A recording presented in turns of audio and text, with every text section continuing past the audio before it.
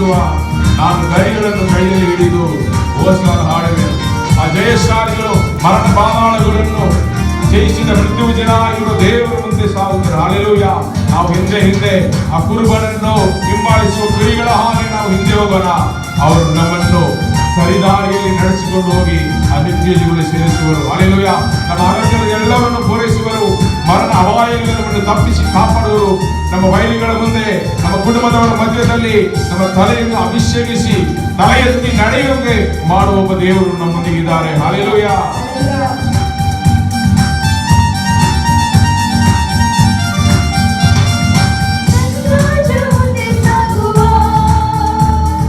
ಜಯ ಧ್ವಜ ಹಾರಿಸುವ, ನಂಗಾಗ ಮುಂದೆ ಹೋಗುವ.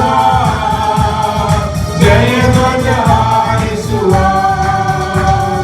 ಗರಿಗಳ ಕೈಯಲ್ಲಿ ಹಿಡಿದು, ಗರಿಗಳ ಕೈಯಲ್ಲಿ ಹಿಡಿದು ನಾನು ಹೊಸನ್ನ ಹಾಡುವೆನು, ನಾನು ಹೊಸನ್ನ ಹಾಡುವೆನು. ಕ್ರಿಸ್ತನಲ್ಲಿ ಜೀವಿಸುವೆ, ನನಗೆಂದು ಜಯ ಜಯ. ಕ್ರಿಸ್ತನಲ್ಲಿ ಜೀವಿಸುವೆ, ನನಗೆಂದು ಜಯ ಜಯ. ಪಾಪವ ಕ್ಷಮಿಸಿದನು, ನನ್ನ ಶಾಪವ ನೀಗಿಸಿದನು. ಪಾಪವ ಕ್ಷಮಿಸಿದನು, ನನ್ನ ಶಾಪವ ಅಳಿಸಿದನು. ಆತನ ಗಾಯದಿಂದ, ಆತನ ಗಾಯದಿಂದ ನಾ ಗುಣವಾಗಿ ಗುಣವಾದೆ, ನಾ ಗುಣವಾಗಿ ಗುಣವಾದೆ. ಕ್ರಿಸ್ತನಲ್ಲಿ ಜೀವಿಸುವೆ, ನನಗೆಂದು ಜಯ ಜಯ. ಕ್ರಿಸ್ತನಲ್ಲಿ ಜೀವಿಸುವೆ, ನನಗೆಂದು ಜಯ ಜಯ. ಜಯ ಉಂಟು, ಜಯ ಉಂಟು, ಜಯ ಉಂಟು, ನನಗೆ ಜಯ ಉಂಟು, ಜಯ ಉಂಟು, ಜಯ ಉಂಟು. ಜಯ ಉಂಟು, ಜಯ ಉಂಟು, ಜಯ ಉಂಟು, ನನಗೆ ಜಯ ಉಂಟು, ಜಯ ಉಂಟು, ಜಯ ಉಂಟು. ದೇವರು ಹೇಳಿದ, ನಾನು ಅನಾಥರಾಗಿ ಬಿಡುವುದಿಲ್ಲ, ನಿಮ್ಮಲ್ಲಿ ವಾಸವಾಗಿರುವುದಕ್ಕೆ ನಾನು ಪವಿತ್ರ ಆತ್ಮವನ್ನು ಕಳುಹಿಸುವೆನೆಂದು ವಾಗ್ದಾನ ಕೊಟ್ಟು ಇವತ್ತು ತನಕ ನಮ್ಮಲ್ಲಿ ವಾಸವಾಗಿರುವ ದೇವರು ಆತನ ಎರಡನೇ ಆಗಮನದಲ್ಲಿ ನಮ್ಮೆಲ್ಲವನ್ನು ಸೇರಿಸಿಕೊಳ್ಳುವುದಕ್ಕೆ ಬರ್ತಾ ಇದ್ದಾರೆ. ಹಲ್ಲೆಲೂಯ. ನಮಗಿರುವ ಒಂದೇ ನಿರೀಕ್ಷೆ ಇದು. ಲೋಕದಲ್ಲಿ ಭೂಕಂಪಗಳು, ಕಷ್ಟಗಳು, ಯುದ್ಧಗಳು, ಮಹಾಮಾರಿಗಳು, ದುಷ್ಟರು ತುಂಬಿರುವ ಲೋಕದಲ್ಲಿ ಬದುಕ್ತಾ ಇದ್ದೇವೆ. ಯಾವಾಗ ಬಿಡುಗಡೆಯಪ್ಪ ಎಂದು ಎಷ್ಟೋ ಜನರು ಕಾಯ್ತಾ ಇದ್ದಾರೆ. ಹಲ್ಲೆಲೂಯ. ನಮಗಾಗಿ ದೇವರೊಂದು ಮನೆಯನ್ನು, ಒಂದು ರಾಜ್ಯವನ್ನು ಸಿದ್ಧಪಡಿಸಿ ಇಟ್ಟಿದ್ದಾರೆ. ಹಲ್ಲೆಲೂಯ. ಆತನು ತಿರುಗ ಬಂದು ನಮ್ಮನ್ನು ಸೇರಿಸಿಕೊಳ್ಳುವನು. ಹಲ್ಲೆಲೂಯ. ಮೇಘಗಳ ನಡುವೆ ನನ್ನೇಸು ಬರಲಿರುವ, ಕೈ ಹಿಡಿದು ಕರೆದೊಯ್ಯುವ, ನನ್ನ ಕಣ್ಣೀರೆಲ್ಲವನ್ನು ಒರೆಸುವ. ಅಲ್ಲಿ ಕಣ್ಣೀರಿಲ್ಲ, ಕಷ್ಟ ಇಲ್ಲ, ಮರಣ ಇಲ್ಲ. ನಾವು ನಿತ್ಯ ನಿತ್ಯ ಕಾಲ ಅದರೊಂದಿಗೆ ಇರುವೆವು. ಹಲ್ಲೆಲೂಯ.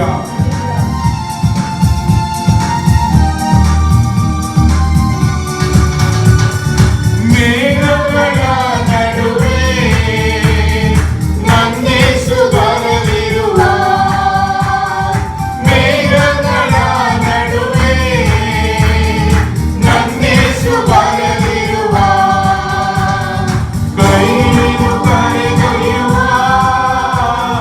ಕೈ ಹಿಡಿದು ಕರೆದೊಯ್ಯುವ, ನನ್ನ ಕಣ್ಣೀರೆಲ್ಲ ಒರೆಸುವ, ನನ್ನ ಕಣ್ಣೀರೆಲ್ಲ ಒರೆಸುವ.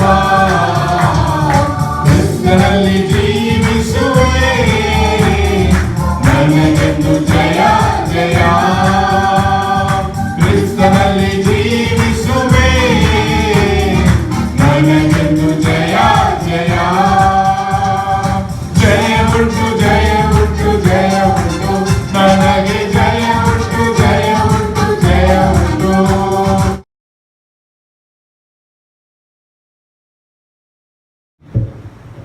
ಹಲ್ಲೆಲೂಯ. ದೇವರ ಪರಿಶುದ್ಧ ನಾಮಕ್ಕೆ ಉಂಟಾಗಲಿ. ಈ ಸುಂದರವಾದ ಗರಿಗಳ ಭಾನುವಾರದಲ್ಲಿ ನಾವೆಲ್ಲರೂ ದೇವರ ಪಾದದಲ್ಲಿ ಕೂಡಿ ಬಂದು ದೇವರನ್ನು ಆರಾಧಿಸಲು ಒಳ್ಳೆಯ ಒಂದು ಸಾಕ್ಷಿಯನ್ನು ನಾವು ಕೇಳಲು ದೇವರು ಕೊಟ್ಟ ಒಳ್ಳೆಯ ಅವಕಾಶಕ್ಕಾಗಿ ಆತನಿಗೆ ನಾನು ವಂದನೆಯನ್ನು ಸಲ್ಲಿಸ್ತೇನೆ. ಇವತ್ತು ನಮ್ಮ ಮಧ್ಯದಲ್ಲಿ ಇರುವ ದೇವರ ಸೇವಕರು ರೆವರೆಂಡ್ ಪ್ರತಾಪ್ ವೆಂಕಟ್ ಪ್ರತಾಪ್ ಅವರನ್ನು ನಾನು ಮುಂದೆ ಕರೆಯುತ್ತೇನೆ. ಅವರು ಬಂದು ನಮ್ಮ ಅರಸರ ಕಡೆಯಿಂದ ನಮಗೆ ಸಂದೇಶವನ್ನು ನೀಡುವುದು ನಾನು ನಂಬುತ್ತೇನೆ. Hallelujah. Welcome you sir. You come forward and share the word of god.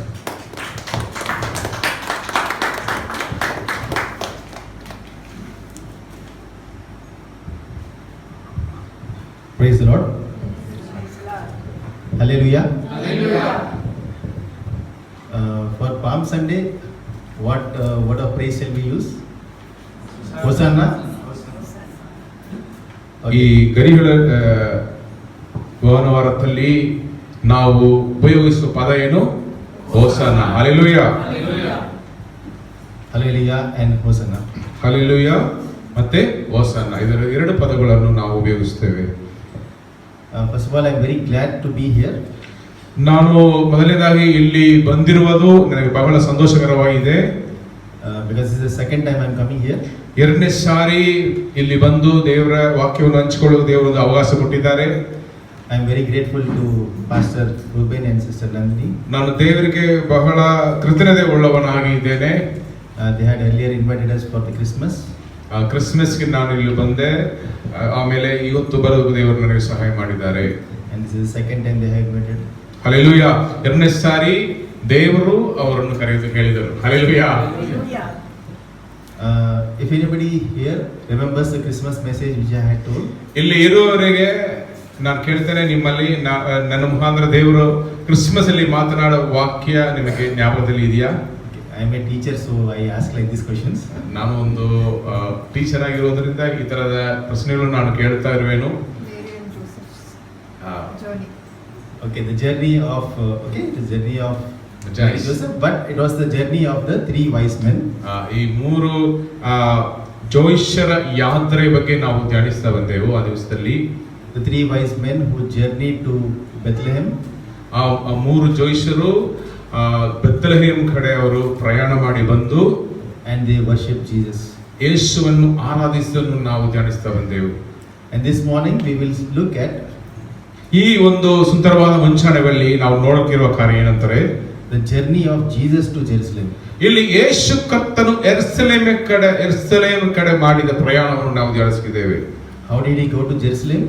ಹೇಗೆ ಅವರು ಯೆರೂಸಲೇಮಿಗೆ ಹೋದರು? He went as a king. ಅವರಲ್ಲಿ ಯೆರೂಸಲೇಮಲ್ಲಿ ಪ್ರವೇಶ ಮಾಡಿದ ಒಂದು ಅರಸನಾಗಿ ಅವರು ಪ್ರವೇಶ ಮಾಡಿದರು. He went and he received the worship of the people. ನೀವು ನೋಡಿದ್ರೆ ಅಲ್ಲಿ ಅವರು ಅರಸನಾಗಿ ಹೋಗಿದಾಗ ಅಲ್ಲಿ ಇರುವ ಜನರ ಕಡೆಯಿಂದ ಅವರು ಆರಾಧನೆಯನ್ನು ಅವರನ್ನು ಸ್ತುತಿಸುವುದನ್ನು ಅವರು ಸ್ವೀಕರಿಸಿಕೊಂಡದನ್ನು ನಾವು ನೋಡುತ್ತೇವೆ. Can anybody read John chapter 12? ಯಾರಾದರೂ ಒಬ್ಬರು ಓದಿರಿ ಯೋಹಾನನ ಅಧ್ಯಾಯ 12 from 12 to 15. 12ನೇ ವಾಕ್ಯದಿಂದ ಓದಿರಿ. ಮರುದಿವಸ ಜಾತ್ರೆಗೆ ಬಂದಿದ್ದ ಜನಸಮೂಹವು ಯೇಸು ಯೆರೂಸಲೇಮಿಗೆ ಬರುತ್ತಾನೆಂದು ಕೇಳಿ ಖರ್ಜೂರದ ಗರಿಗಳನ್ನು ತಕ್ಕೊಂಡು ಆತನನ್ನು ಎದುರುಗೊಳ್ಳುವುದಕ್ಕೆ ಹೊರಗೆ ಬಂದು, ಜಯ, ಕರ್ತನ ಹೆಸರಿನಲ್ಲಿ ಬರುವವನಿಗೆ ಆಶೀರ್ವಾದ, ಇಸ್ರಾಯೇಲಿನ ಅರಸನಿಗೆ ಆಶೀರ್ವಾದ ಎಂದು ಆರ್ಭಟಿಸಿದರು. ಮತ್ತು ಯೇಸು ಕತ್ತೆ ಮರಿಯನ್ನು ತರಿಸಿಕೊಂಡು ಅದರ ಮೇಲೆ ಕೂತುಕೊಂಡನು. ಇದರಿಂದ ಚೀಯೋನ್ ನಗರಿಗೆ ಹೆದರಬೇಡ, ಇಗೋ ನಿನ್ನ ಅರಸನು ಕತ್ತೆ ಮರಿಯ ಮೇಲೆ ಕೂತುಕೊಂಡು ಬರುತ್ತಾನೆ ಎಂಬ ಶಾಸ್ತ್ರದ ಮಾತು ನೆರವೇರಿತು. Okay, let me read it in English. Okay, when Jesus was coming to Jerusalem, and when he came to Jerusalem, he found a donkey, and when he sat on the donkey, the people started shouting, Hosanna, blessed is the one who comes in the name of the Lord, blessed be the King of Israel. ಅವರು ಒಂದು ಕತ್ತೆ ಮರಿ ಮೇಲೆ ಕೂತ್ಕೊಂಡು ಅವರು ಅರಸನ ಹಾಗೆ ಅವರು ಒಳಗಡೆ ಪ್ರವೇಶ ಮಾಡಿದನ್ನು ನೋಡುತ್ತೇವೆ. ಅಲ್ಲಿ ಇರುವ ಜನರು, ಜಯ, ಕರ್ತನ ಹೆಸರಿನಲ್ಲಿ ಬರುವವನಿಗೆ ಆಶೀರ್ವಾದ, ಇಸ್ರೇಲ್ ಅರಸನಿಗೆ ಆಶೀರ್ವಾದ ಎಂದು ಆರ್ಭಟಿಸಿರುವುದು ಬರೆಯಲ್ಪಟ್ಟಿದೆ. Okay, if you are in the Lenten season, I hope you all know that this is the last week of the Lenten season. ಒಂದು ವೇಳೆ ನೀವು ಆ ಲೆಂಟನ್ ಸೀಸನ್ ಅನ್ನು ನೀವು ಆಚರಿಸುವರಾಗಿದ್ದರೆ ಇದುವೇ ಕೊನೆಯ ವಾರ, ಅಂದ್ರೆ ಹೋಲಿ ವೀಕ್ ಎಂದು ನಾವು ಇದನ್ನು ಕರೆಯುತ್ತೇವೆ. Even in the Gospels, it is the last week of Jesus on this earth. ಈ ಸುವಾರ್ತೆಯನ್ನು ನಾವು ಧ್ಯಾನಿಸುವಾಗಲೂ ಅದು ಕೂಡ ಯೇಸು ಕರ್ತನ ಕೊನೆಯ ವಾರವಾಗಿ ಇದನ್ನು ಅದು ತಿಳಿಸುವಂತದ್ದಾಗಿರುತ್ತೆ. Especially about his going to Jerusalem, how he suffered and how he finally died for us on the cross. ವಿಶೇಷವಾಗಿ ಅವರು ಯೆರೂಸಲೇಮ್ ಕಡೆ ಅವರು ಹೋಗಿ ಯೆರೂಸಲೇಮ್ ಅಲ್ಲಿ ತನ್ನನ್ನು ತ್ಯಾಗವಾಗಿ ಅವರ ಪ್ರಾಣವನ್ನು ಒಪ್ಪಿಸಿಕೊಟ್ಟದನ್ನು, ಅವರು ಪಟ್ಟ ಹಿಂಸೆಗಳನ್ನು, ಕಷ್ಟಗಳನ್ನು, ಮರಣ ಹೊಂದಿದನ್ನು ನಾವು ನೋಡಬಹುದು. Jesus many times in the gospel he had told that don't tell what miracle I have done. ನೀವು ಸುವಾರ್ತೆಯಲ್ಲಿ ಹಲವು ಸಾರಿ ಯೇಸು ಕರ್ತನು ಈ ರೀತಿಯಲ್ಲಿ ಹೇಳಿದರು, ಅವರು ಅದ್ಭುತಗಳನ್ನು ಮಾಡುವಾಗ ಯಾರಿಗೂ ಅದನ್ನು ಕೇಳಬೇಡ್ರಿ ಎಂದು ಹೇಳಿದರು. He told many times, and this is called as a messianic secrecy. ಅದನ್ನು ನಾವು ಸತ್ಯವೇದದಲ್ಲಿಯೂ ಆ ಥಿಯಾಲಜಿಯಲ್ಲಿಯೂ ನಾವು ನೋಡ್ತೇವೆ. ಆ ಯೇಸು ಕರ್ತ ಮೆಸಿಯಾನಿಕ್ ಸೀಕ್ರೆಸಿ ಅಂದ್ರೆ ಅವರೇ ರಾಜ ಎಂದು ಯಾರಿಗೂ ತಿಳಿಸಬಾರದು, ಅದನ್ನು ಅವರು ಜನರಿಗೆ ಹೇಳಿ ಬಂದರು. But this is the first time he is telling and he is declaring that he is the king. ಇಲ್ಲಿ ಅವರು ಯೆರೂಸಲೇಮಲ್ಲಿ ಪ್ರವೇಶ ಮಾಡುವಾಗ ಮೊದಲನೇ ಸಾರಿ ತನ್ನನ್ನು ಅರಸನಾಗಿ ತೋರ್ಪಡಿಸಿಕೊಂಡದನ್ನು ನಾವು ನೋಡುತ್ತೇವೆ. And he is coming on a donkey. ಇಲ್ಲಿ ನೀವು ನೋಡಿದರೆ ಒಂದು ಕತ್ತೆ ಮೇಲೆ ಕೂತ್ಕೊಂಡು ಅವರು ಯೆರೂಸಲೇಮಲ್ಲಿ ಪ್ರವೇಶವಾದರು. Have you ever imagined a king coming on a donkey? ನೀವು ಯಾವಾಗಲೂ ಕಲ್ಪನೆ ಮಾಡಿ ನೋಡಿದಿರಾ ಒಂದು ಅರಸನು ಕತ್ತೆ ಮರಿ ಮೇಲೆ ಕೂತ್ಕೊಂಡು ಬರುವುದನ್ನು? He is the king of the kings and the lord of the lords. ಅದು ಕರ್ತನ ಕರ್ತನು, ರಾಜನಾದಿ ರಾಜನಾಗಿರುವ ದೇವರು. But still he is coming on a donkey. ಕುದುರೆ ಮೇಲೆ ಬರಬೇಕಾಗಿರುವ ಅರಸನು ಇವತ್ತು ಕತ್ತಿ ಮೇಲೆ ಕೂತ್ಕೊಂಡು ಬರ್ತಾ ಇದ್ದಾರೆ. Prophet Zechariah had already told. ನೀವು ಪ್ರವಾದಿಯಾದ ಸಕ್ರಿಯನು ಅವನು ಹೇಳಿದನು. You can read it in Zechariah chapter 9 and verse 9. ನೀವು ಜಕ್ಕರಿಯನು 9:9 ಓದಿ ನೋಡುವಾಗ It is said that ಅಲ್ಲಿ ಬರೆಯಲ್ಪಟ್ಟಿದೆ, rejoice, O daughter of Zion. ನೀವು ಚಿಯೋನ್ ಕುಮಾರತಿಯೇ, ಚಿಯೋನ್ ಕುಮಾರತಿ ನೀನು ಉಲ್ಲಾಸಗೊಳ್ಳಿರಿ. Rejoice, your king is coming to you. ಇಗೋ ನಿನ್ನ ಅರಸನು ನಿನ್ನ ಕಡೆ ಬರುತ್ತಾನೆ ಎಂದು ಬರೆಯಲ್ಪಟ್ಟಿದೆ. And he is coming on a donkey. ಅವರು ಕತ್ತೆ ಮೇಲೆ ಕೂತ್ಕೊಂಡು ಬರುತ್ತಾರೆ. And he is coming humbly and gently to you. ಅವರು ನಮ್ರತೆ ಉಳ್ಳವರಾಗಿ ಅವರು ನಿಮ್ಮ ಕಡೆ ಬರುತ್ತಾರೆ ಎಂದು ಬರೆಯಲ್ಪಟ್ಟಿದೆ. Okay, just imagine who might be the greatest person in this world today. ನೀವು ಕಲ್ಪನೆ ಮಾಡಿ ನೋಡ್ರಿ, ಈ ಲೋಕದಲ್ಲಿ ದೊಡ್ಡವರಾಗಿ ಇರುವವರು ಯಾರು? Is the US President Donald Trump? ನೀವು ಯಾರು ಅಮೆರಿಕನ್ ಪ್ರೆಸಿಡೆಂಟ್ ಆಗಿರುವ ಡೊನಾಲ್ಡ್ ಟ್ರಂಪ್ ಇವತ್ತು ಶ್ರೇಷ್ಠವಾಗಿರುವ ಮನುಷ್ಯನು? Or the president of Russia, Putin? ರಷ್ಯಾದಲ್ಲಿ ಇರುವ ಪ್ರೆಸಿಡೆಂಟ್ ಪುತಿನ್ ದೊಡ್ಡವರ? Imagine whether it is Donald Trump or Putin coming to this church on a donkey. ನೀವು ಕಲ್ಪನೆ ಮಾಡಿ ನೋಡಿರಿ, ನಮ್ಮ ಚರ್ಚಿಗೆ ಪುತಿನ್ ಅಥವಾ ಟ್ರಂಪ್ ಕತ್ತೆ ಮರಿ ಮೇಲೆ ಕೂತ್ಕೊಂಡು ಬರುವುದನ್ನು ಸ್ವಲ್ಪ ಕಲ್ಪನೆ ಮಾಡಿ ನೋಡಿರಿ. We cannot even imagine that. ಅದನ್ನು ಕಲ್ಪನೆ ಇಮ್ಯಾಜಿನೇಷನ್ ಮಾಡಿ ನೋಡುವುದು ಆಗಲ್ಲ. It is very impossible for that to happen. ಯಾಕಂದ್ರೆ ಅದು ಸಾಧ್ಯವೇ ಇಲ್ಲದ ಒಂದು ಕಾರ್ಯವಾಗಿದೆ. But Jesus, who is the King of the kings and the Lord of the lords. ಇಲ್ಲಿ ನೀವು ನೋಡಿದರೆ ಸರ್ವವನ್ನು ಸೃಷ್ಟಿ ಮಾಡಿ ಸರ್ವಶಕ್ತನಾಗಿರುವ ದೇವರು, ರಾಜಾದಿ ರಾಜನು ಒಂದು ಕತ್ತೆ ಮೇಲೆ ಕೂತ್ಕೊಂಡು ಬರ್ತಾರೆ. He is the king, but he is coming on a donkey. ಅವರು ಅರಸನಾಗಿ ಇದ್ದರೂ ಕೂಡ ಒಂದು ಕತ್ತೆ ಮೇಲೆ ಕೂತ್ಕೊಂಡು ಅವರು ನಮ್ರತೆ ಉಳ್ಳವರಾಗಿ ಬರುವುದನ್ನು ನಾವು ನೋಡುತ್ತೇವೆ. And how did the people receive him?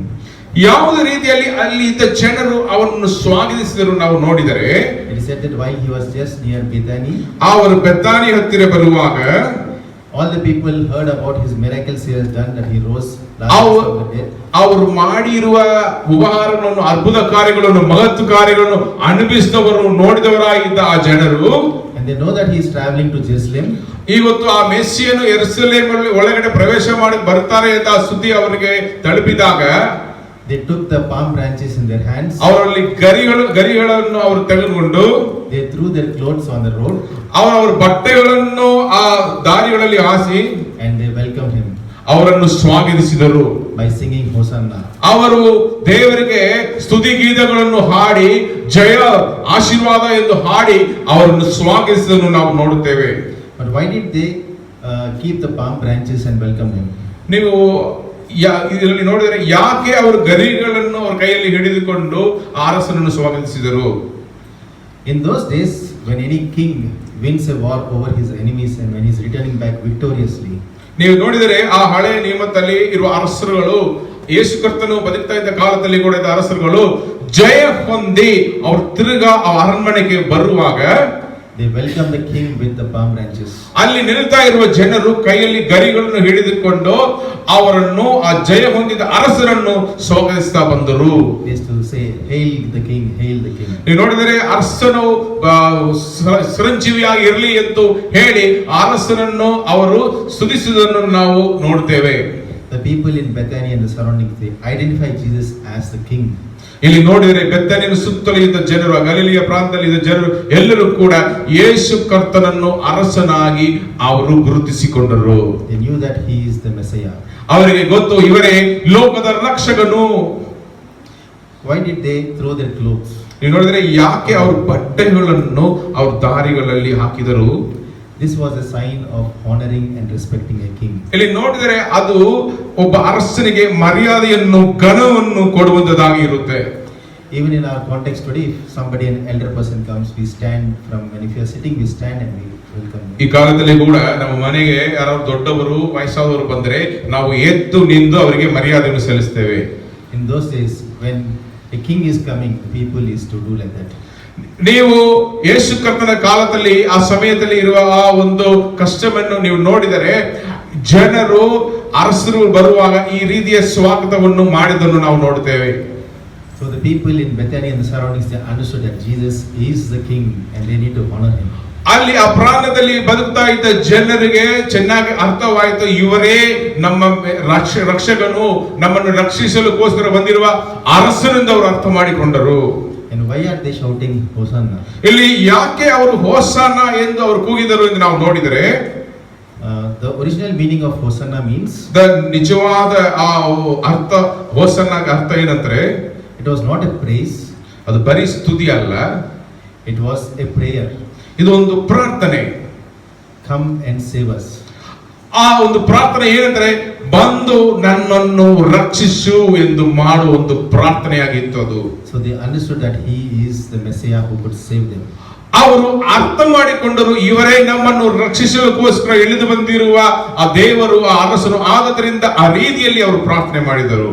For several hundreds of years, the Israelites, they were waiting for the Messiah. ತುಂಬಾ ಒಂದು 100 ವರ್ಷಗಳು, ಒಂದು ಶತಮಾನ ಸಮಯ ಈ ಇಸ್ರೇಲ್ ಜನರು ನಮ್ಮನ್ನು ಬಿಡುಗಡೆ ಮಾಡೋದಕ್ಕೋಸ್ಕರ ಒಬ್ಬ ರಕ್ಷಕನು ಬರಬೇಕು ಎಂದು ಕಾಯ್ತಾ ಇದ್ದರು. And now they are welcoming the Messiah. ಇವತ್ತು ಅವರಿಗೆ ಅರ್ಥವಾಯಿತು, ನಮ್ಮನ್ನು ರಕ್ಷಿಸಲಿಕ್ಕೋಸ್ಕರ ಇಳಿದು ಬಂದಿರುವ ಮೆಸ್ಸೇಯನು ಈತನೇ ಎಂದು ಅವರು ಗುರುತಿಸಿಕೊಂಡದ್ರಿಂದ ಆ ರೀತಿಯಲ್ಲಿ ಅವರನ್ನು ಸ್ವಾಗತಿಸಿದರು. And they are also worshipping the Messiah. ಅದು ಮಾತ್ರ ಅಲ್ಲರಿ, ಸ್ವಾಗತ ಮಾತ್ರ ಮಾಡಲಿಲ್ಲ, ಅವರು ಕರ್ತನನ್ನು, ಯೇಸುವನ್ನು ಆರಾಧಿಸಿದನ್ನು ನಾವು ನೋಡುತ್ತೇವೆ.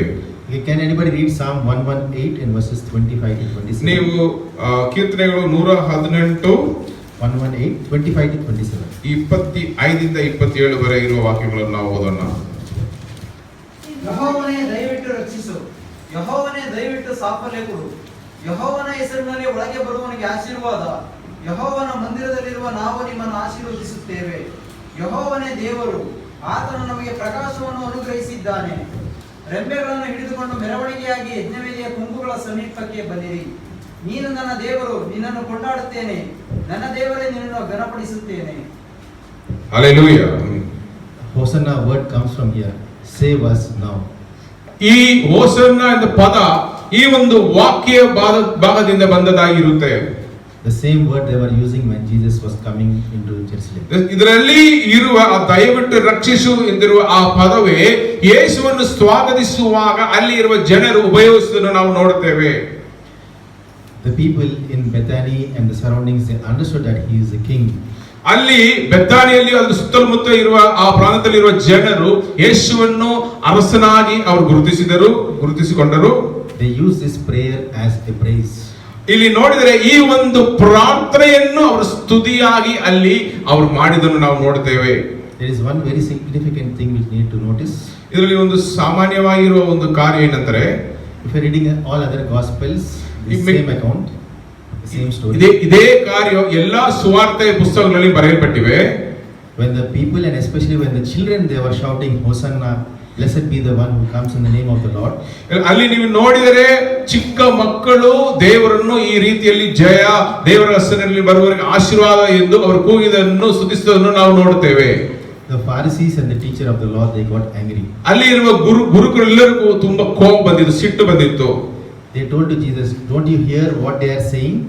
ಅಲ್ಲಿ ಇದ್ದ ಗುರುಗಳೆಲ್ಲರೂ ಹೇಳಿದರು, ಯೇಸು ಕರ್ತನು ನೋಡಿ ಹೇಳಿದರು, ಇವರು ನಿನ್ನ ಬಗ್ಗೆ ಏನು ಹಾಡ್ತಾರೆ ಅಂತ ನೀನು ಕೇಳ್ತೀಯಾ? Ask them to keep quiet. ಅವ್ರನ್ನ ಸುಮ್ಮನೆ ಇರುವುದಕ್ಕೆ ಹೇಳು ಎಂದು ಯೇಸುಕ್ಕೆ ಹೇಳಿದರು. But Jesus told, ಅದಕ್ಕೆ ಯೇಸು ಕರ್ತನು ಏನು ಉತ್ತರ ಕೊಟ್ಟರು? if they do not sing, the stones will sing and praise me. ಒಂದು ವೇಳೆ ಚಿಕ್ಕ ಮಕ್ಕಳು ಸ್ತುತಿಸದೆ ಇದ್ದರೆ ಇಲ್ಲಿ ಇರುವ ಕಲ್ಲುಗಳು ನನ್ನನ್ನು ಸ್ತುತಿಸುವುದು ಎಂದು ಹೇಳಿದರು. Praise the Lord. Hallelujah.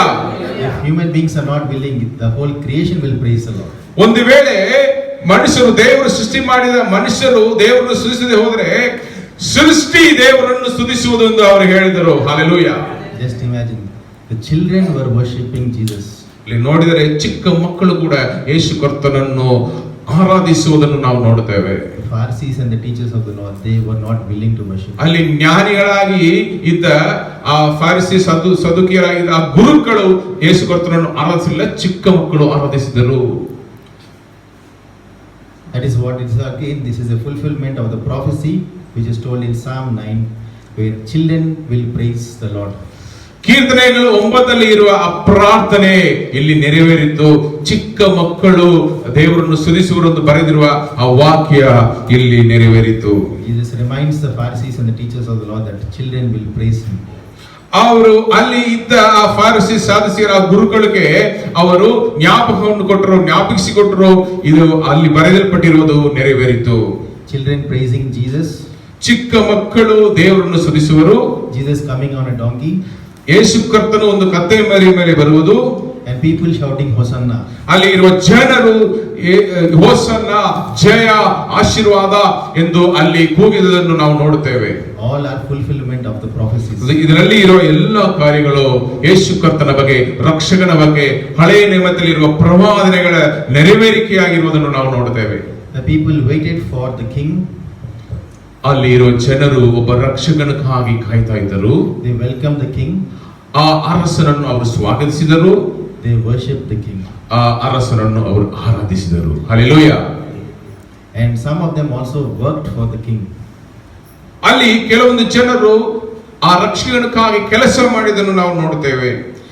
Just before Jesus is coming to Jerusalem, he sent 2 of his disciples. ಇಲ್ಲಿ ನೀವು ನೋಡಿದರೆ ಯೇಸು ಕರ್ತನು ಈ ಯೆರೂಸಲೇಮ್ ಒಳಗಡೆ ಪ್ರವೇಶ ಮಾಡೋದಕ್ಕೆ ಮುಂಚೆ ಅವರಿಗೆ ಇದ್ದ ಶಿಷ್ಯರಲ್ಲಿ 2 ಅವರು ಆರಿಸಿಕೊಂಡು ಅವರನ್ನು ಕಳುಹಿಸಿ ಬಿಡುತ್ತಾರೆ. And asked them to bring a donkey.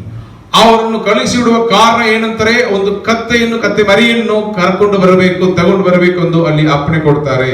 Donkey is a very insignificant animal. ನೀವು ನೋಡಿದರೆ ಕತ್ತೆ ಒಂದು ಪ್ರಾಮುಖ್ಯ ಇಲ್ಲದ ಒಂದು ಪ್ರಾಣಿಯಾಗಿತ್ತು ಆ ಕಾಲದಲ್ಲಿ. It was just a small work. ಅದೊಂದು ಚಿಕ್ಕ ಪ್ರಾಣಿ ಅದು. But the disciples went and brought the donkey. ಆದರೂ ಯೇಸು ಕರ್ತನು ಹೇಳಿದ ಹಾಗೆ ಆ ಶಿಷ್ಯರು ಹೋಗಿ ಅದನ್ನು ಕರ್ಕೊಂಡು ಬಂದರು. And even the donkey helped in the work of the Lord. ನೋಡಿದರೆ ಯೇಸು ಕರ್ತನಿಗೆ ಸಹಾಯ ಮಾಡಿದ್ರಲ್ಲಿ ಕತ್ತೆ ಕೂಡ ಸಹಾಯ ಮಾಡಿದನ್ನು ನಾವು ನೋಡುತ್ತೇವೆ. 2 disciples worked for the Lord and even the donkey worked for the Lord. ಈ 2 ಶಿಷ್ಯರು ಆ ದೇವರಿಗಾಗಿ ಅವರು ಸಹಾಯ ಮಾಡಿದರು, ಕೆಲಸ ಮಾಡಿದರು. ಅದೇ ರೀತಿಯಲ್ಲಿ ದೇವರ ಸೃಷ್ಟಿಯಾಗಿರುವ ಒಬ್ಬ ಪ್ರಾಣಿ ಕೂಡ ಸಹಾಯ ಮಾಡಿದುದನ್ನು ನಾವು ನೋಡುತ್ತೇವೆ. ಹಲ್ಲೆಲೂಯಾ. ಅದನ್ನು ಸೇವೆ ಮಾಡಿತ್ತು ಎಂದು ನಾವು ಕೂಡ ಹೇಳಬಹುದು. Hallelujah. After Jesus enters victoriously, ನೀವು ಇಲ್ಲಿ ಯೇಸು ಕರ್ತನು ಯೆರೂಸಲೇಮಲ್ಲಿ ಜಯಕರವಾಗಿ ಪ್ರವೇಶ ಮಾಡಿದ ಮೇಲೆ we also see that Jesus stops before Jerusalem. ಇಲ್ಲಿ ನೋಡಿದರೆ ಯೇಸು ಕರ್ತನು ಯೆರೂಸಲೇಮನ್ನು ನೋಡಿ ಮಾತನಾಡಿದನ್ನು, ಕಣ್ಣೀರು ಬಿಟ್ಟದನ್ನು ನಾವು ನೋಡುತ್ತೇವೆ. And he weeps for Jerusalem. ಅವರು ಯೆರೂಸಲೇಮಕ್ಕಾಗಿ ಕಣ್ಣೀರು ಬಿಟ್ಟದನ್ನು ನಾವು ನೋಡುತ್ತೇವೆ. And he says that I wish that you had recognized. ಅವರು ಹೇಳುತ್ತಾರೆ, ಯೆರೂಸಲೇಮೇ, ಯೆರೂಸಲೇಮೇ, ನಿಮ್ಮ ಮಧ್ಯದಲ್ಲಿ ರಕ್ಷಕರು ಬಂದಿದ್ದಾರೆ. ನಾನು ಆಸೆ ಪಡ್ತೇನೆ ಅವರನ್ನು ನೀವು ಗುರುತಿಸಿರಬೇಕಿತ್ತು. You did not recognize the time of peace. ಆದರೂ ನಾನು ಬಂದಿರುವುದನ್ನು, ಸಮಾಧಾನ ಪ್ರಭುವಾಗಿ ಬಂದಿರುವುದನ್ನು ನೀವು ನೋಡಿರಲಿಲ್ಲ, ನಿಮ್ಮ ಕಣ್ಣುಗಳು ಮುಚ್ಚಲ್ಪಟ್ಟಿವೆ ಎಂದು ಹೇಳ್ತಾರೆ. Jesus, he came as a king, but he wept for Jerusalem. ಅವರು ಅರಸನಾಗಿ ಬಂದಿರುವ ಆ ಯೇಸು ಕರ್ತನು ಯೆರೂಸಲೇಮನ್ನು ನೋಡಿ, ಅವರ ಪಟ್ಟಣವನ್ನು ನೋಡಿ ಅವರು ಕಣ್ಣೀರು ಬಿಟ್ಟದನ್ನು ನಾವು ನೋಡುತ್ತೇವೆ. Many people here Bethany had recognized him as a king, but Jerusalem people could not recognize ಇಲ್ಲಿ him. ನೋಡಿದರೆ ಬೆಥಾನಿಯಲ್ಲಿ ಇರುವ ಅವರ ಕಡೆಯಿಂದ ಆಶೀರ್ವಾದವನ್ನು ಬಿಡುಗಡೆಯನ್ನು ಅದ್ಭುತ ಕಾರ್ಯಗಳನ್ನು ನೋಡಿದ ಜನರು ಅವರನ್ನು ಅರಸರಾಗಿ ಗುರುತಿಸಿಕೊಂಡರು. ಆದರೂ ಯೆರೂಸಲೇಮಲ್ಲಿ ಇದ್ದ ಆ ಯಹೂದಿಯರು ಯೇಸು ಕರ್ತನನ್ನು ಗುರುತಿಸಲಿಲ್ಲ, ಸ್ವೀಕರಿಸಲಿಲ್ಲ, ಸ್ವಾಗತಿಸಲಿಲ್ಲ. If Jesus is looking into us and into our families, if Jesus is looking into our lives or into our families, ಒಂದು ವೇಳೆ ದೇವರು ನಮ್ಮ ಜೀವನದಲ್ಲಿ ಅವ್ರ ಜೀವನದಲ್ಲಿ ಅವ್ರು ನೋಡುವವರಾಗಿದ್ದರೆ, will Jesus be happy or will he weep? ಒಂದು ವೇಳೆ ನಮ್ಮ ಜೀವನವನ್ನು ನೋಡಿ ಯೇಸು ಕರ್ತನ ಖುಷಿ ಪಡ್ತಾರಾ ಇಲ್ಲ ದುಃಖ ಪಡ್ತಾರಾ? This is the question that we need to ask ourselves. ನಾವು ನಮ್ಮನ್ನು ನೋಡಿ ಕೇಳಬೇಕಾಗಿರುವ ಒಂದು ಪ್ರಶ್ನೆ ಏನಂದ್ರೆ, ನಮ್ಮ ಜೀವನದಲ್ಲಿ ಒಂದು ವೇಳೆ ಯೇಸು ಕರ್ತನು ನಮ್ಮ ಜೀವನವನ್ನು ನೋಡಿದರೆ ಅವರು ಸಂತೋಷ ಪಡ್ತಾರಾ ಇಲ್ಲ ದುಃಖ ಪಡ್ತಾರಾ? Again, after this, Jesus also goes to the temple. ನೀವು ಆದ್ಮೇಲೆ ನೀವು ನೋಡಿದರೆ ಯೇಸು ಕರ್ತನು ಅಲ್ಲಿರುವ ದೇವಾಲಯಕ್ಕೆ ಒಳಗಡೆ ಪ್ರವೇಶ ಮಾಡಿದರು. And he cleanses the temple.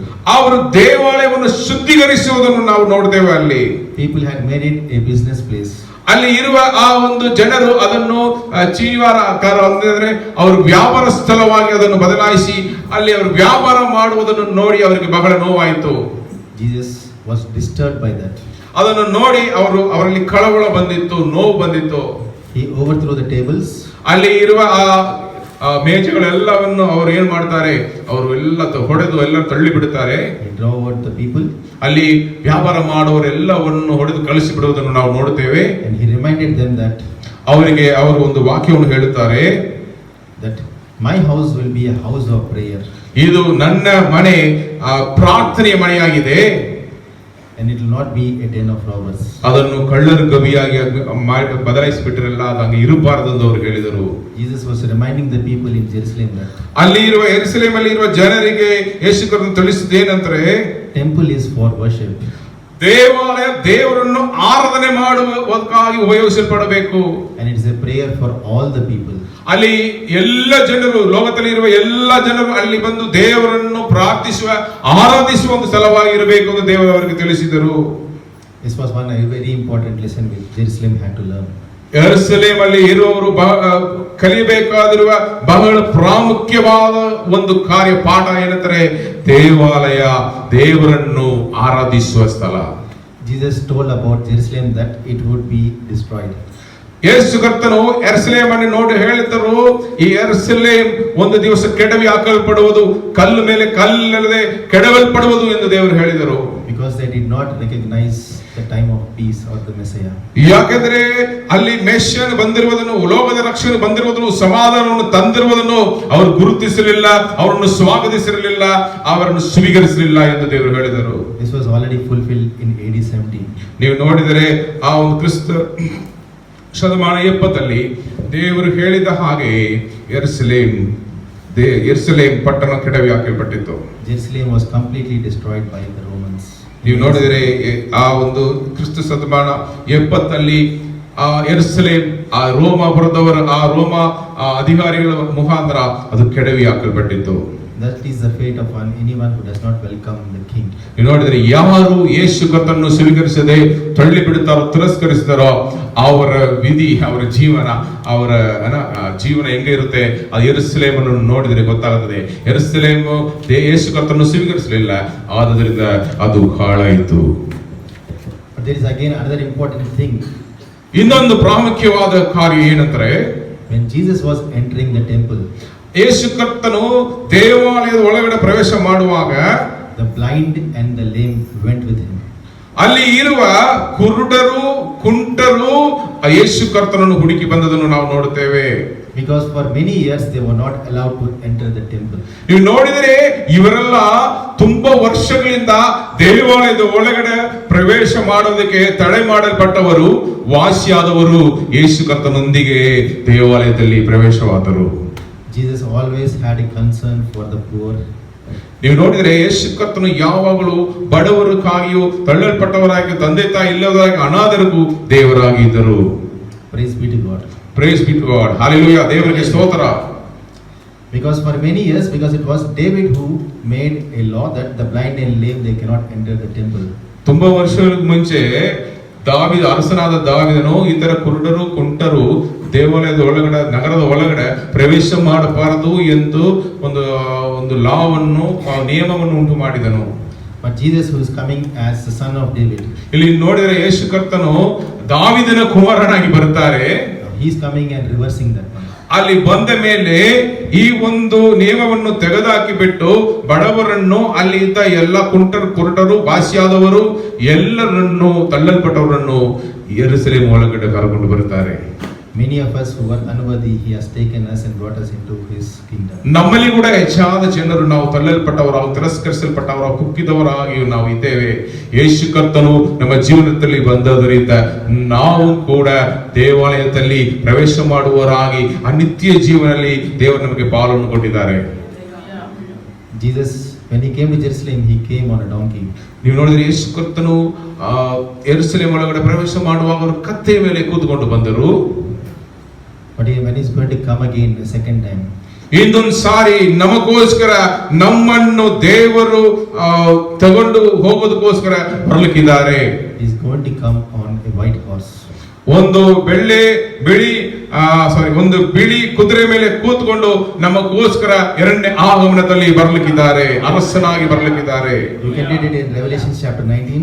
ನೀವು ಪ್ರಕಟಣೆ ಅಧ್ಯಾಯ 19 ನೀವು ಧ್ಯಾನಿಸುವಾಗ, Revelation 19 verses 11 to 16. ನೀವು 11 ನೀವು ಓದುವಾಗ, Apostle John is saying that I saw the heaven opened, ಪರಲೋಕವು ತೆರೆದಿರುವುದನ್ನು ನಾನು ಕಂಡೆನು. and behold there was a white horse, ಆಗ ಈಗೋ ಬಿಳಿ ಕುದುರೆ ನನಗೆ ಕಾಣಿಸಿತು. and sitting on it was the one who is faithful and true. ಅದರ ಮೇಲೆ ಕೂತಿರುವನಿಗೆ ನಂಬಿಕಸ್ಥನು, ಸತ್ಯವಂತನು ಎಂದು ಹೆಸರು. And his name is the word of God. ಆತನು ನೀತಿಯಿಂದ ನ್ಯಾಯ ವಿಚಾರಿಸುತ್ತಾನೆ, ನೀತಿಯಿಂದ ಯುದ್ಧ ಮಾಡಿದ್ದಾನೆ. ಬಟ್ ಅವರೇ ದೇವರ ವಾಕ್ಯ ಎಂದು ಬರೆಯಲ್ಪಟ್ಟಿದೆ. And the last words it says that he is the King of kings and the Lord of lords. ಆ ಕೊನೆಯ ವಾಕ್ಯ ಹೇಳುತ್ತದೆ, ರಾಜಾದಿ ರಾಜನು, ಕರ್ತನ ಕರ್ತನು ಎಂಬ ಹೆಸರು. He is going to come to conquer the second time. ಎರಡನೇ ಸಾರಿ ಅವರು ಬರುವಾಗ ಅವರು ಜಯಿಸುವರಾಗಿ ಬರುತ್ತಾರೆ. When he was reading the Apostles' Creed, ನೀವು ನೋಡಿದ್ರೆ ಈ ಅಪೊಸ್ತಲರ ಕ್ರೀಡನ್ನು ಈ ಸಭೆಯಲ್ಲಿ ಓದುವಾಗ the last part told that he ಆ is going to ಕೊನೆಯ come ಭಾಗ again ಕೊನೆಯ ಭಾಗ ಈ ರೀತಿಯಲ್ಲಿ ಬರೆಯಲ್ಪಟ್ಟಿದೆ. He is going to come again to judge the living and the dead. ಅವರು ಈ ಲೋಕವನ್ನು ನ್ಯಾಯ ತೀರಿಸಲು ಬರುತ್ತಾರೆ ಎಂದು ನಾವು ಓದಿದ್ದೇವೆ. When he came as the first time, he came gentle and humble. ಅವರು ಮೊದಲನೇ ಸಾರಿ ಬರುವಾಗ ಅವರು ತಮ್ಮನ್ನು ತಗ್ಗಿಸಿಕೊಂಡು ಅವರು ತನ್ನ ಪ್ರಾಣವನ್ನು ಒಪ್ಪಿಸಿಕೊಡೋದಕ್ಕೋಸ್ಕರ ಅವರು ಬಂದರು. He came as a savior. ಅವರು ಒಂದು ರಕ್ಷಕನಾಗಿ ಈ ಲೋಕದಲ್ಲಿ ಇಳಿದು ಬಂದರು. But when he is going to come the second time, ಆದರೂ ಎರಡನೇ ಸಾರಿ ಅವರು ಈ ಲೋಕಕ್ಕೆ ಇಳಿದು ಬರುವಾಗ, he is going to come as a judge. ಅವರು ಈ ಲೋಕಕ್ಕೆ ಇಳಿದು ಬರುವಾಗ ಅವರು ನ್ಯಾಯವನ್ನು ತೀರಿಸುವ ಅರಸನಾಗಿ ಅವರು ಇಳಿದು ಬರುವರು. My dear brothers and sisters, ನನ್ನ ಪ್ರಿಯ ಸಹೋದರ ಸಹೋದರಿ, let us remember that Jesus is the King. ನೀವು ಒಂದು ವಿಷಯವನ್ನು ನೀವು ಅರ್ಥ ಮಾಡಿಕೊಳ್ಳರಿ, ಯೇಸು ಕರ್ತನು ರಾಜಾದಿರಾಜನು, ಅರಸನು. He is the Messiah. ಆತನೇ ರಕ್ಷಕನು. He is the King of kings and the Lord of lords. ಆತನೇ ರಾಜಾದಿರಾಜನು, ಕರ್ತನವಾಗಿದ್ದಾರೆ. We need to wait for the King daily. ನಾವು ಪ್ರತಿನಿತ್ಯ ಅರಸನಕ್ಕಾಗಿ ಕಾಯುತ್ತಿರುವವರಾಗಿ ನಾವು ಇರಬೇಕು ದೇವರ ಪ್ರಸನ್ನದಲ್ಲಿ. We need to always welcome the King. ಯಾವಾಗಲೂ ನಮ್ಮ ಜೀವನದಲ್ಲಿ ಯೇಸು ಕರ್ತನನ್ನು ಅರಸನಾಗಿ ನಮ್ಮನ್ನು ಆಳ್ವಿಕೆ ಮಾಡುವ ನಾವು ಸ್ವೀಕರಿಸಬೇಕು. We need to worship the King like the children. ನಾವು ಒಂದು ಮಗು ಹಾಗೆ ಪ್ರತಿನಿತ್ಯ ದೇವರನ್ನು ಆರಾಧಿಸುವವರಾಗಿ ಇರಬೇಕು. And we need to work for the King. ನಾವು ದೇವರಿಗಾಗಿ, ಅರಸನಿಗಾಗಿ ಸೇವೆ ಮಾಡುವವರಾಗಿ ಇರಬೇಕು. Praise the Lord. We need to always be in the Lord's business. ನಾವು ದೇವರ ಪ್ರಸನ್ನದಲ್ಲಿ ದೇವರಿಗಾಗಿ ಬದುಕುವರಾಗಿ, ದೇವರ ಸೇವೆ ಮಾಡುವರಾಗಿ, ದೇವರೊಂದಿಗೆ ಅನ್ಯೋನ್ಯದಲ್ಲಿ ನಡೆಯುವರಾಗಿ ನಾವು ಇರಬೇಕು. Jesus came on a donkey. ಯೇಸು ಕರ್ತನು ಅವರು ನಮ್ರತೆ ಉಳ್ಳವರಾಗಿ ಒಂದು ಕತ್ತಿ ಮೇಲೆ ಅವರು ಕೂತ್ಕೊಂಡು ಬಂದದನ್ನು ನಾವು ನೋಡುತ್ತೇವೆ. He is still the same Savior. ಇವತ್ತು ಅವರು ಅದೇ ರೀತಿಯಲ್ಲಿ ನಮಗೆ ರಕ್ಷಕನಾಗಿ ಇರುತ್ತಾರೆ. He is still giving us the same opportunity. ಅವರು ಇವತ್ತು ನಮಗೆ ಹೆಚ್ಚಾದ ಅವಕಾಶಗಳನ್ನು ನಮಗೆ ದಯಪಾಲಿಸಿಕೊಡುವಂತ ದೇವರಾಗಿದ್ದಾರೆ. To us and to all our family members. ನಮಗೆ ಮಾತ್ರ ಅಲ್ಲ, ನಮ್ಮ ಕುಟುಂಬದಲ್ಲಿ ಇರುವ ಎಲ್ಲರಿಗೋಸ್ಕರ ಅವು ರಕ್ಷಣೆಯನ್ನು ದಯಪಾಲಿಸಿಕೊಡುವಂತ ದೇವರಾಗಿದ್ದಾರೆ.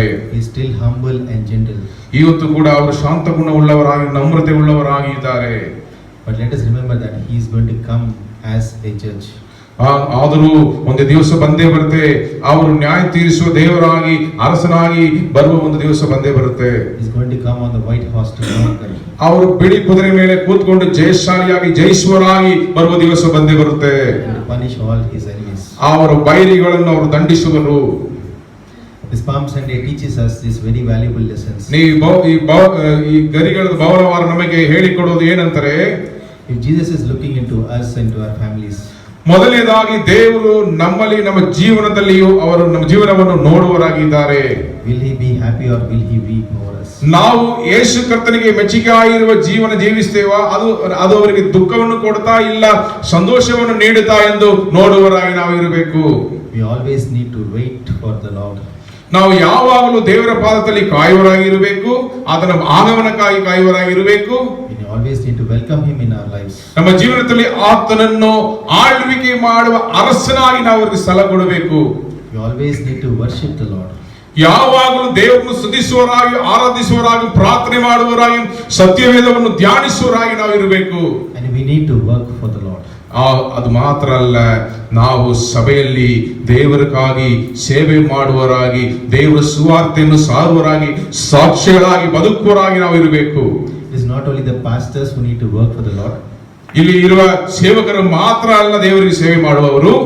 Wherever you are, whichever place you are working, ವಿಶ್ವಾಸಿಗಳಾಗಿರುವ ನಾವು ಎಲ್ಲಿದ್ದೇವೋ, ಎಲ್ಲಿ ಕೆಲಸ ಮಾಡ್ತೇವೋ, ಎಲ್ಲಿ ಓದ್ಕೋತೇವೋ, ಎಲ್ಲ ಕಡೆ ಇದು we need to work for the King. ನಾವು ದೇವರ ಸುವಾರ್ತೆಯನ್ನು ಸಾರುವರಾಗಿ, ಅರಸನಿಗಾಗಿ ಸೇವೆ ಮಾಡುವರಾಗಿ ನಾವು ಇರಬೇಕು. Jesus' disciples just went and brought the donkey. ಇಲ್ಲಿ ಯೇಸು ಕರ್ತನ ಶಿಷ್ಯರು ಅವರು ಹೋಗಿ ಅವರು ಆ ಕತ್ತೆಯನ್ನು ಅವರು ಕರ್ಕೊಂಡು ಬಂದದನ್ನು ನಾವು ನೋಡುತ್ತೇವೆ. And he traveled on it. ಯೇಸು ಕರ್ತನ ಅದರ ಮೇಲೆ ಪ್ರಯಾಣ ಮಾಡಿದರು. The donkey also gave itself to the King. ಇಲ್ಲಿ ಆ ಒಂದು ಕತ್ತೆ ಕೂಡ ದೇವರಿಗೆ ಸೇವೆ ಮಾಡಿದನ್ನು ನಾವು ನೋಡುತ್ತೇವೆ. Can we not give ourselves to the work of the Lord? ನಾವು ದೇವರ ಸೇವೆಯನ್ನು ಮಾಡೋದು ನಾವು ಒಪ್ಪಿಸಿಕೊಡೋಣ. Let us do the work for the King. ನಾವು ಬರೀ ವಿಶ್ವಾಸಿಗಳಿಗಾಗಿ ಮಾತ್ರ ಇಲ್ಲದೆ ದೇವರಿಗೆ ಸೇವೆ ಮಾಡುವರಾಗಿ, ಈ ಅರಸನಿಗೆ ಸೇವೆ ಮಾಡುವರಾಗಿ ನಾವು ನಮ್ಮನ್ನು ಒಪ್ಪಿಸಿಕೊಡೋಣ. Let me close with just one thing. ನಾನು ಒಂದೇ ಒಂದು ಕಾರ್ಯವನ್ನು ಹೇಳಿ ಮುಗಿಸಲು ಬಯಸುತ್ತೇನೆ. Jesus came on a donkey.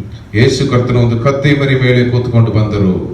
Donkey is very insignificant. ನೀವು ನೋಡಿದರೆ ಈ ಒಂದು ಕತ್ತೆ ಪ್ರಾಮುಖ್ಯ ಇಲ್ಲದ ತಳ್ಳಲ್ಪಟ್ಟ ಒಂದು ಮೃಗವಾಗಿತ್ತು. I told you, imagine Donald Trump or somebody sitting on a donkey. ನಾನು ನಿಮಗೆ ಹೇಳಿದೆ, ಸಾಧ್ಯವೇ ಇಲ್ಲದ ಒಂದು ಕಾರ್ಯ. ಡೊನಾಲ್ಡ್ ಟ್ರಂಪ್ ಇಲ್ಲ ಪುತಿನೋ ಒಂದು ಕತ್ತೆ ಮರಿ ಮೇಲೆ ಕೂತ್ಕೊಂಡು ಬರೋದಕ್ಕೆ ಸಾಧ್ಯವೇ ಇಲ್ಲ, ಬರಲ್ಲ. In the Indian context, it would be like a shame.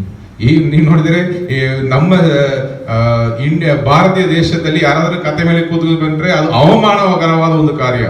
Jesus being the King of the kings and the Lord of the lords. ಆದರೂ ನಮ್ಮ ರಕ್ಷಕನಾದ ಯೇಸು ಕರ್ತನು ಒಂದು ಅರಸನಾಗಿದ್ದರು, ರಾಜಾದಿ ರಾಜನಾಗಿದ್ದರು. ಕತ್ತೆಯ ಮರಿ ಮೇಲೆ ಕೂತ್ಕೊಂಡು ಅವರು ಶಾಂತ ಉಳ್ಳ ಅರಸನಾಗಿ ಬರುವುದನ್ನು ನಾವು ನೋಡುತ್ತೇವೆ. He took up all our sins. ಆತ ನಮ್ಮ ಪಾಪಗಳನ್ನು ಅವರು ಹೊತ್ತುಕೊಂಡರು. He took up all our shame. ನಮ್ಮ ಅವಮಾನವನ್ನು ಅವರು ಹೊರಿದರು. And he gave us a glorious life. ಆತನು ನಿಂದೆ ಅವಮಾನವನ್ನು ಅನುಭವಿಸಿ ನಮಗೆ ಬಿಡುಗಡೆಯನ್ನು, ಒಳ್ಳೆಯ ನೂತನ ಜೀವನವನ್ನು ದೇವರು ಕೊಟ್ಟಿದ್ದಾರೆ. That is why he is the King of the kings. ಆದದರಿಂದ ಆತನು ರಾಜಾಧಿರಾಜನಾಗಿಯೂ ಕರ್ತರಾಗಿದ್ದಾರೆ. He is the true King. ಅವರೇ ನಿಜವಾದ ಸತ್ಯ ದೇವರು, ಸತ್ಯ ಅರಸನು. I said, after 1 week he was crucified. ನೀವು ನೋಡಿದ್ರೆ ಆಮೇಲೆ ಒಂದು ವಾರ ಆದ ಮೇಲೆ ಅವರು ಶಿಲುಬೆಯಲ್ಲಿ ಹಾಕಲ್ಪಟ್ಟರು. On the cross he had taken up all our sins, all our shame, all our guilt on himself. ನೀವು ನೋಡಿದ್ರೆ ಅಲ್ಲಿ ಶಿಲುಬೆ ಮೇಲೆ ನಮ್ಮ ಪಾಪ ಶಾಪಗಳು ಎಲ್ಲ ದೋಷವನ್ನು ಅವರು ಎಲ್ಲವನ್ನು ಹೊತ್ತುಕೊಂಡರು. And he gave us the blessings. ಅವರು ಎಲ್ಲ ಪರಿಹಾರ ಮಾಡಿದ ಮೇಲೆ ನಮಗೆ ಬಿಡುಗಡೆಯು ಆಶೀರ್ವಾದವನ್ನು ಕೊಟ್ಟಿದ್ದಾರೆ. He became a curse for us. ಆತನು ನಮಗಾಗಿ ಪರಿಶುದ್ಧವಾಗಿರುವ ದೇವರು, ಶಾಪವಿಲ್ಲದ ದೇವರು ನಮಗಾಗಿ ಶಾಪವಾದರು. He became a curse for us. ಆತನು ನಮಗಾಗಿ ಶಾಪವಾದರು. He took up our sins on himself. ನಮ್ಮ ಪಾಪಗಳನ್ನು ಆತನು ನಮ್ಮ ಪರವಾಗಿ ಆತನ ಮೇಲೆ ಹೊತ್ತುಕೊಂಡನು. and He gave us a blessed life. ನೋಡಿದರೆ ಇವತ್ತು ನಮ್ಮ ಪಾಪ ಕ್ಷಮಾಪಣೆ ಹೊಂದಿದವರಾಗಿದ್ದೇವೆ, ನೂತನ ಸೃಷ್ಟಿಯಾಗಿದ್ದೇವೆ. ನಮಗೆ ನೂತನ ಜೀವನವನ್ನು, ಆಶೀರ್ವಾದಕರವಾದ ಜೀವನವನ್ನು ದೇವರು ದಯಪಾಲಿಸಿದ್ದಾರೆ. That is why we can also shout Hosanna and Hallelujah. ಈ ಒಂದು ನೂತನ ಜೀವನವನ್ನು ಹೊಂದಿಕೊಂಡಿರುವ ನಾವು ಇವತ್ತು ಕೂಡ ನಾವು ಆ ಮಕ್ಕಳ ಹಾಗೆ, ಆ ಜನರ ಹಾಗೆ ಹೋಸನ್ನ, ಜಯ, ಆಶೀರ್ವಾದ ಎಂದು ನಾವು ಕೂಗಬಹುದು ಆನಂದಕರವಾಗಿ. Hallelujah. We can pray this very small prayer wherever we are. We can just say Hosanna. ಈ ಒಂದು ಚಿಕ್ಕ ಪ್ರಾರ್ಥನೆಯನ್ನು ನೀವು ಎಲ್ಲಿದ್ದರೂ ನೀವು ಮಾಡಿರಿ, ಹೋಸನ್ನ. It's also a praise, but it's also a prayer. ಇದು ಒಂದು ಕಡೆ ಅದು ಸ್ತುತಿಯಾಗಿದೆ, ಇನ್ನೊಂದು ಕಡೆ ಅದು ಪ್ರಾರ್ಥನೆಯಾಗಿದೆ. When you are going through difficult times, ನೀವು ಕಷ್ಟ ಕಾಲಗಳನ್ನು ಹಾದು ಹೋಗುವಾಗ, when you are feeling lonely, ನೀವು ನಾನು ಒಬ್ಬಂಟಿಗನಾಗಿದ್ದೇನೆ ಎಂದು ಏಕಾಂತವನ್ನು ಅನುಭವಿಸುವಾಗ, you can just say Hosanna. ಆ ಒಂದು ಸಮಯದಲ್ಲಿ ನೀವು ಹೇಳಬೇಕು ಹೋಸನ್ನ. The Lord will save us. ಆ ಒಂದು ಸಮಯದಲ್ಲಿ ನೀವು ಮಾಡುವುದು ಪ್ರಾರ್ಥನೆ, ನನ್ನನ್ನು ಕಾಪಾಡಿರಿ, ರಕ್ಷಿಸು ಎಂದು ನಾವು ಪ್ರಾರ್ಥಿಸುವಾಗ ಆತನು ಇಳಿದು ಬಂದು ನಮ್ಮನ್ನು ರಕ್ಷಿಸುತ್ತಾನೆ. May the Lord save each and every one of us ನಮ್ಮೆಲ್ಲರನ್ನು ಯೇಸು ಕರ್ತನು ರಕ್ಷಿಸಲಿ, and all our family members. ನಮ್ಮನ್ನು ಮಾತ್ರ ಅಲ್ಲ, ನಮ್ಮ ಕುಟುಂಬದಲ್ಲಿರುವ ಎಲ್ಲರಿಗೂ ಈ ರಕ್ಷಣೆಯನ್ನು ದೇವರು ದಯಪಾಲಿಸಲಿ. And let me end you by asking this one question. ಒಂದೇ ಒಂದು ಪ್ರಶ್ನೆಯನ್ನು ನಾನು ಕೇಳಲು ಬಯಸುತ್ತೇನೆ. Is Jesus the King of your life? ಯೇಸು ಕರ್ತನು ನಿಮ್ಮ ಜೀವನದಲ್ಲಿ, ನಿಮ್ಮ ಜೀವನಕ್ಕೆ ಅರಸನಾಗಿ ಇದ್ದಾರಾ? We accept Jesus as our Savior, ನಾವು ಯೇಸುವನ್ನು ರಕ್ಷಕನನ್ನು ಕರೆಯುತ್ತೇವೆ, but are we accepting Him as a King? ನಾವು ರಕ್ಷಕನಾಗಿ ಸ್ವೀಕರಿಸುವ ಆ ಒಂದು, ನಾವು ಯೇಸು ಕರ್ತನನ್ನು ರಕ್ಷಕನಾಗಿ ಸ್ವೀಕರಿಸ್ತೇವೆ. ನಾವು ಯೇಸು ಕರ್ತನನ್ನು ನಮ್ಮ ಅರಸನಾಗಿ, ನಮ್ಮನ್ನು ಆಳ್ವಿಕೆ ಮಾಡಲು ನಾವು ಸ್ವೀಕರಿಸುತ್ತೇವಾ? ಅದನ್ನು ನಾವು ನಮ್ಮಲ್ಲಿಯೇ ಕೇಳಬೇಕು. If He is the King, ದೇವರು ಒಂದು ವೇಳೆ, ಯೇಸು ಕರ್ತನು ಒಂದು ವೇಳೆ ಅರಸನಾಗಿದ್ದರೆ, He should rule over your life. ಅವರು ನಮ್ಮ ಜೀವನವನ್ನು ಆಳ್ವಿಕೆ ಮಾಡಲಿ. If your heart is a throne, ನಮ್ಮ ಹೃದಯವೇ ಅವರು ಕೂತ್ಕೊಳ್ಳುವ ಆ ಸಿಂಹಾಸನವಾಗಿದೆ. are we sitting there or is He sitting there? ಅಲ್ಲಿ ನಾವು ನಮ್ಮ ಸ್ವಯಂ ಕೂತ್ಕೊಂಡು ನಮ್ಮನ್ನು ಆಳ್ವಿಕೆ ಮಾಡುತ್ತಾ, ಇಲ್ಲ ಯೇಸು ಕರ್ತನು ನಮ್ಮಲ್ಲಿ ಕೂತ್ಕೊಂಡು ಅರಸನಾಗಿ ಕೂತ್ಕೊಂಡು ಆಳ್ವಿಕೆ ಮಾಡುತ್ತಾರಾ? We call Jesus as our Savior. ಯೇಸು ಕರ್ತನು ನಮ್ಮ ರಕ್ಷಕನಾಗಿದ್ದರೆ, Let us also make Him the Lord of our lives. ನಾವು ನಮ್ಮ ಜೀವನದಲ್ಲಿ ಯೇಸು ಕರ್ತನನ್ನು ಅರಸನಾಗಿ, ನಮ್ಮನ್ನು ಆಳ್ವಿಕೆ ಮಾಡುವನಾಗಿ ನಮ್ಮಲ್ಲಿ ಸ್ಥಳ ಕೊಡಬೇಕು. And if He is the King and the Lord of our lives, ಯೇಸು ಕರ್ತನು ನಮ್ಮಲ್ಲಿ ಅರಸನಾಗಿ, ಆಳ್ವಿಕೆ ಮಾಡುವನಾಗಿ, ಒಡೆಯನಾಗಿ ಇದ್ದರೆ, our life will be a blessed life. ನಮ್ಮ ಜೀವನ ಆಶೀರ್ವಾದ ತುಂಬಿದ, ಆಶೀರ್ವಾದಕರವಾದ ಜೀವನವಾಗಿ ಅದು ಬದಲಾಗುತ್ತದೆ. With this short message, I would like to conclude. ಈ ಒಂದು ವಾಕ್ಯದ ಮುಖಾಂತರ, ವಾಕ್ಯ ಭಾಗದ ಮುಖಾಂತರ ದೇವರು ನಿಮ್ಮನ್ನು ಹೆಚ್ಚಾಗಿ ಆಶೀರ್ವದಿಸಲಿ. All praise be to God.